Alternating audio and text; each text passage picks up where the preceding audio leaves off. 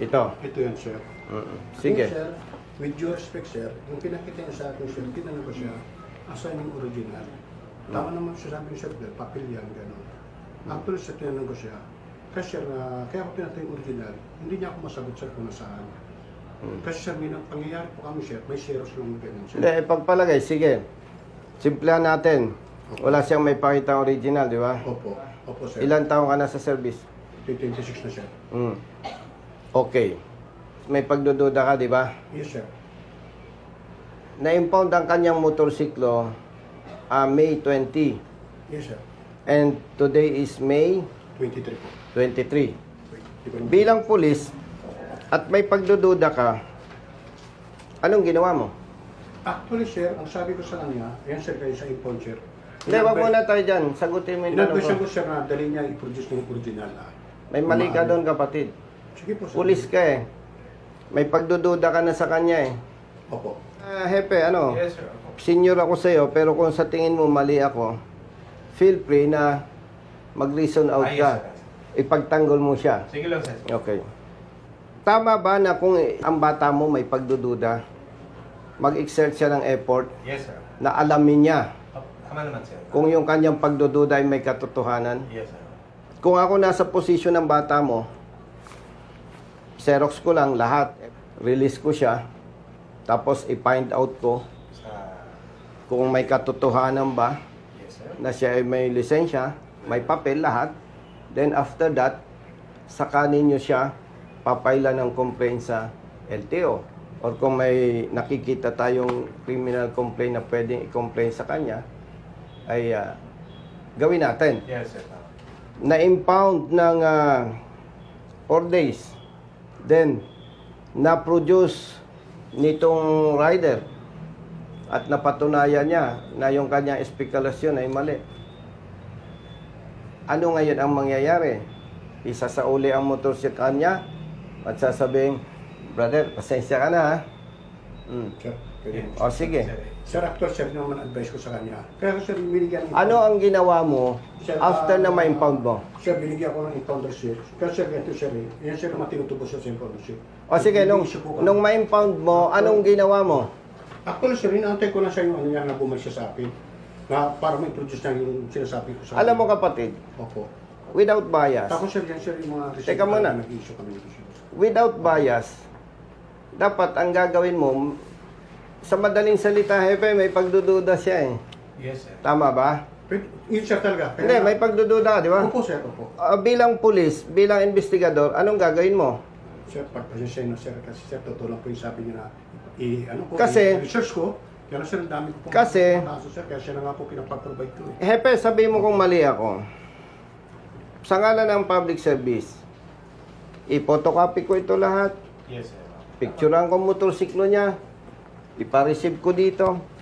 Then, as police investigator, coordinate ako sa LTO, alamin ko lahat. Then, nakita ko may problema pala. Sampahan ko siya ng kaso or mag-report ako sa LTO. Hindi ko siya na-perwisyo. Tama, sir. Tama. Di ba? O. Ngayon, kung after the investigation lumabas, wala siyang sabit, may lisensya siya, may papel ang motorsiklo, hindi expired, anong sasabihin ng police hepe sa katulad niya? Lisensya ka na ha? Anong sasabihin? Shortcut na natin. Yes, sir. Ang Shortcut na natin. Okay ang lisensya niya, okay ang papel ng motorsiklo. Naperwisyo siya ng 4 na araw. Hindi siya nakapaghanap buhay. Anong sasabihin natin sa kanya? Pasensya ka na, brother, ha? Is it tama? Sir, Ay sabi nga, hepe, tanggapin ko naman, sir. palaya, mas makabuti pa, palayain mo yung 1,000 kriminal kaysa yung isang inosente ay maperwisyo mo. Oh. Pwedeng i-xerox mo lahat, tapos release mo, coordinate sa LTO, hukayin mo, baka mamaya, nakaw pa. Sir, Pwede mo pa siyang sampa ng kaso. Sir, may nangyari po sa amin, sir, yan. Yung nahuli. Hindi, wag nating ano doon. Nagtrabaho ka ba na inalam mo ba kung siya ay lehitimong may lisensya at yung kanyang motorsiklo ay okay? Actually, sir, kinausap ko siya. I-produce niyo na sir yung original sa akin. Kapatid, excuse. Opo. Naintindihan ko Hindi sir, mo sir. pwedeng iutos yun dahil ikaw public servant. Pag tiningnan natin ang katotohanan na hindi naintindihan ng iba, kung ako'y ordinaryong tao, pulis ka. Sige sir, naintindihan ko sir. Sorry na po. Malinaw ba sa atin yung term na public servant? Yes? Yes, sir. Yes, sir. Public servant. Di ba? Bilang public servant, kung may pagdududa ka, aalamin mo, may nakita kang problema sa rider, kung kailangan mong pailan ng kaso, pailan mo ng kaso. Pero yung duda ka pa lang, i-hold mo na ang motorsiklo. Oh. Ay, anong gagawin natin, Hepe? Sa rider, sorry na lang. Actually nga sir, yung tinanong ko siya ng ganun sir, sabi ko kung mayroon siyang may produce. Kapatid, hindi pwede. Kasi, sabi niya sir, portal. Wala excuse sir, me, sa akin. ikaw ang may pagdududa, ikaw dapat ang magtrabaho. Hindi mo pa, Hepe, hindi pa napuprove ng bata mo na may problema ang rider eh. Yes, sir. Yes, sir. Pagbigyan ko yung gusto mo. Now, 4th day na ngayon, anong ginawa mo bilang pulis? Actually sir, Nag-coordinate ka sa LTO? Hindi. sir, totoo sir, wala po akong coordination ginawa. Oh. Inaantay ko lang po sir. Hindi pwede yun. Yung nga sir, yun lang po yan. Sorry sir kung may mali po ako. So, 4th day ngayon, Hepe. Isang maliit na manggagawa. Na perwisyo, ano sasabihin? Hindi ako makialam. Ano sasabihin mo? Sige, ano sasabihin mo? Pasensya na. Normal talaga sir. Nga sir, ang tanong ko naman sa iyo, kasi pumunta sa akin yung babae, yung nabangga mo. Yung wala ka pa rin coordination sa kanya. Kapatid, excuse me. Yung nga sir. Inano ko Huwag lang sa mong kanya, sir. guluhin. Hindi sir, inano ko lang din sa kanya. Hindi. Oh. Nag-file ng complaint yung kabila, hindi. Actually sir, pag hindi, ang sa amin kasi... Hindi kapag- pwede yun eh. Pag hindi sir, natuloy kasi may usapan na sir. Ari. Hindi, labas muna natin sa usapan yon. Support, nung time Hindi, sir, siya excuse me. nagreklamo. Minimekos-mekos mo Hindi eh. sir, hindi ko puminimay ko sir. Huwag mong ganunin. Opo. Naghahalo eh. Naghahalo eh.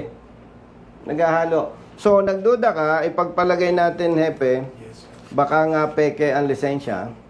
4th day na ngayon, Hepe, kung siya ay sincere dito sa issue, dapat huwag niyang hintayin ang galaw nito eh. Punta siya sa LTO. Ito po ba ay talagang lisensyado? Ito po bang ORCR niya ay tama? Wala po bang problema dito? Hindi po ba ito reported stolen motorcycle? Wala pang ginawa ang bata mo, Hepe. 4th day na. Clear, walang problema ang lisensya, walang problema ang motorsiklo. Ano sasabihin natin doon sa bata na naperwisyo? Pasensya na. Ay pag gano'n ang nangyari, walang public service doon. Ang nangyayari, Hepe, tsamba-tsamba. Kung matsambahan natin may problema, okay. Eh wala palang problema, nakakaperwisyo. Ngayon kapatid, kita mo, nag-aabala ako. Kasi Hepe, para yung mali, ma-correct. Tama, sir. No? At marami nang lumapit sa akin sa mga ganitong cases.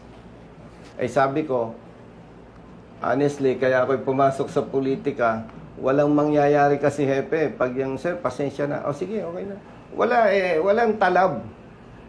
Alam mo yan, official ka. Tama. Pag may offense ka, at okay lang eh. Pero pag tinira kita ng black and white, matututo ka. Oo. Actually sir, tinanong ko siya talaga totoo yan sir. Ano, sir? Kapatid, Wala excuse siyang me, ipakita ko po. huwag kang mag-insist. Huwag mong kakalimutan, tayo, public servants. Pag sinabing public servant, Sir, baka hindi mo naintindihan, pag tiningnan natin ang level, mas mataas siya sa'yo. Dahil tayo, sinusweldohan ng taong bayan. Ito pala, taga Bacolod. Apa. O, naghahanap buhay. O, kawawa naman. Pwede ba yung i-hold mo yung motorsiklo? Patay ang hanap buhay ni rider. Tapos ikaw bilang pulis, hinold mo, dapat tinarbaho mo. Para at least magharap-harap tayo dito. Ang isasagot lang ni Hepe, Sir, may mali doon sa trabaho ng tao ko, pero sir, may sabit yung lisensya. Sir, yung motorsiklo may sabit. Eh di kahit bahagyang may mali sa trabaho mo, kakampihan kita. Ay 4th day na ngayon, Hepe. Hindi mo pa na-establish eh. O di, unfair sa kanya. Pasensya na po sa Mm. may nagawa ko mali. Pasensya po sa... Hindi ito trabaho ng congressman eh. Hindi po, sir, napapulot ko. Mm. Alam ko naman po yung advocacy mo, sir. Ang advice ko sa'yo, i-release mo ang motorsiklo. Sir, pasisir ko lang. Patension niya, pasisir ko lang po. Oo, hindi kita babawalang magtrabaho. Sige po, sir. Pero, nandyan yung IAS. Magbibigay ako, sir. Kung anong makitang mali, Sige po. harapin mo sa IAS. Opo, sir. No, Opo. wala tayong ano dito, hindi tayo pwedeng bias. Kasi, wala naman kaming pinag-awayan ni Hepe para ikaw madamay sa perwisyo. Ikaw naman, wala din. Naintindihan ko naman Oh. po, sir. So, doon lang tayo sa tamang trabaho. Sige po. No? Sige po, sir. Hmm. Magkano yung kinikita mo dapat sa isang araw? 1-1, sir. 1-1. Iwas na po yan, sir. Ilang araw kang walang nabuhay? Mag 4 days there. 4 days. 4 days. O, wag na yung 4-1, wag na yung 1-1. Eksaktoin na natin na 4,000. Ah, Ha? Hmm. Yes. Yes, sir. Kayo nang balang mag-imbestiga niyan. Yes, sir. Ha? Hmm. Kita mo kapatid, nagagastusan ako dahil sa trabaho ninyo. Bakit ginagawa ko ito? Eh, ako naman dati ring hampas lupa eh. sir, maraming salamat po Oh. kayo, bisita. Samantalang kung nirelease mo, tarbahuhin mo, di hindi siya napiperwisyo. Hindi ako napiperwisyo. Birthday ni Hepe. Andito tayo. O, di ba? Hepe, tatandaan mo ito, bata ka pang opisyal. Mag-general ka pa. Pag nadinig ninyong pangalan ko, may nagbanggit, isa lang ang advice ko sa inyo. Ang tingnan nyo, yung tama. Kung tama ang trabaho ng bata mo, kahit ka mag-anak ko ito, wala kang pakialam. Ginagawa natin to, Hepe, kasi ano ang dami nang namatay na pulis Tama, sir. dahil sa serbisyo. No, yung sa 44, baka may classmate ka pa doon. Classmate po, sir. Ilang classmate mo doon? Isa lang, sir. O, biruin mo. Dahil sa serbisyo, namatay. Ang dami. Ang dami nang namatay. Yes, sir. Tapos, dahil sa maling trabaho na napakasimple lang, ang tingin ng publiko sa kapulisan, abusado. O, tanggapin natin na ngayon ay ganyan ang sitwasyon. Pero ang ating goal, dumating yung panahon na iba na ang pagtingin ng publiko sa pulis. Kasi, Hepe, pag mali ang trabaho ng pulis, brother, hindi serbisyo yun. Perwisyo. And, tatandaan ninyo ito, IAS. Yes, sir. Hindi ako papadrino pag mali ang motorista. Yes, sir. Hindi ako papadrino. Kahit kapamilya ko yan. Pag kapamilya ko, kaibigan, kumpare, kamag-anak, naengkwentro ninyo at may problema, mali, tuluyan nyo. Walang sisinuhin. Pero pag yung maliliit na tao na peperwisyo na katulad nito, ay medyo pasensyahan muna. Ano? Ang importante, yung mali, may tama. Kapatid, hindi kita pinagbabawalang magtrabaho. Ang request ko lang sa'yo, yung tama. Kasi imagine, taga Bacolod, dayuhan sa kamay nilaan, naghahanap buhay. 4 na araw, hindi nakapaghanap buhay. Mabigat sa kanya yun. Kaya ako, nagsasakripisyo.